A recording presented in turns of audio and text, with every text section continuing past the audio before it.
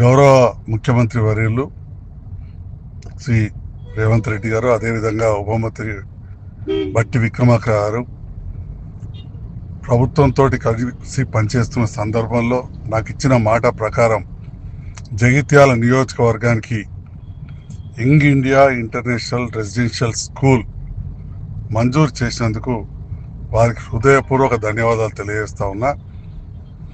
జగిత్యాల ప్రాంతంలో మొదటి నుంచి కూడా నియోజకవర్గంలో విద్యాభివృద్ధి కోసం నా వంతుగా కృషి చేయడం జరుగుతూ ఉంది.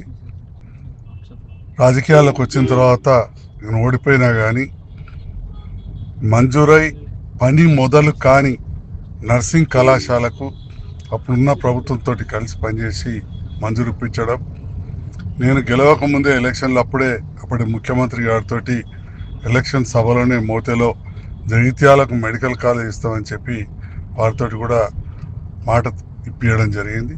అన్నమాట ప్రకారం మెడికల్ కాలేజ్ తేవడమే కాదు, రాష్ట్రంలోనే మొట్టమొదటి మెడికల్ కాలేజ్ పర్మిషన్ కూడా వచ్చింది. అప్పుడు ఈ మధ్యలో కొంత ఆగిపోతే మొన్ననే మీరు ప్రచురించిన వార్తలు గౌరవ మంత్రివర్యులు దామోదర్ రాజనరసింహ గారిని కలిసి దానికి నిధులు విడుదల చేయాలని కూడా కోరడం జరిగింది.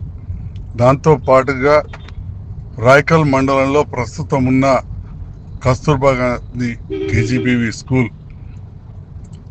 పూర్తి స్థాయిలో లేకపోతే 4 కోట్ల రూపాయలు మంజూరు చేయించినాం. బీర్పూర్ మారుమూల మండలానికి కూడా అమ్మాయిల కోసం రెసిడెన్షియల్ స్కూల్ కావాలని చెప్పి మంజూరు చేయించి అతి త్వరలోనే తుంగూరులో అద్దె భవనంలో ప్రారంభించబడుతుంది. స్టాఫ్ సెలెక్షన్ జరుగుతూ ఉంది.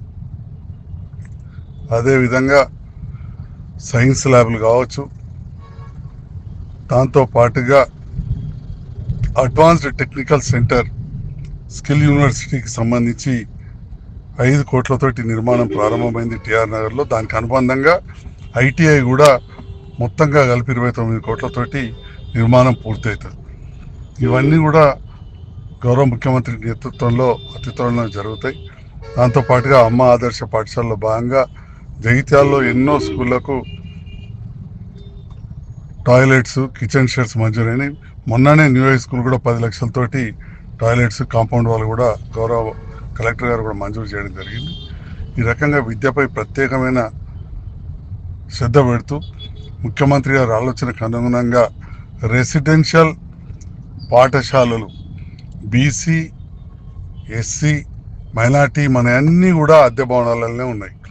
ఒకదానికి కూడా సొంత భవనం లేదు. చాలా ఇబ్బందులు అవుతూ ఉన్నాయి. అల్లీపూర్లో ఎన్నోసార్లు వసతులు సరిగా లేవని, లక్ష్మీపూర్లో కూడా సరిగా లేవని, అదేవిధంగా మైనారిటీ కిలాగడ్డ దగ్గర కూడా సరిగా లేవని మన కంప్లైంట్స్ వచ్చాయి.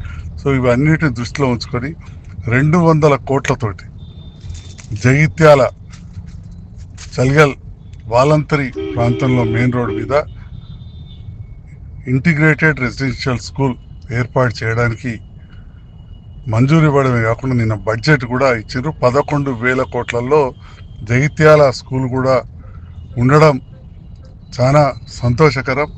జగిత్యాల నియోజకవర్గ ప్రజల పక్షాన గౌరవ ముఖ్యమంత్రి రేవంత్ రెడ్డి గారికి, అదేవిధంగా గౌరవ మంత్రివర్యులు బట్టి విక్రమార్క గారికి హృదయపూర్వక ధన్యవాదాలు తెలియజేస్తా ఉన్నాను.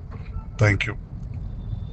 పాత్రికేయ మిత్రులందరూ కూడా మరొకసారి హృదయపూర్వక ధన్యవాదాలు తెలియజేస్తూ ఈ వార్తను ప్రముఖంగా ప్రచురించాల్సిందిగా కోరుతాం.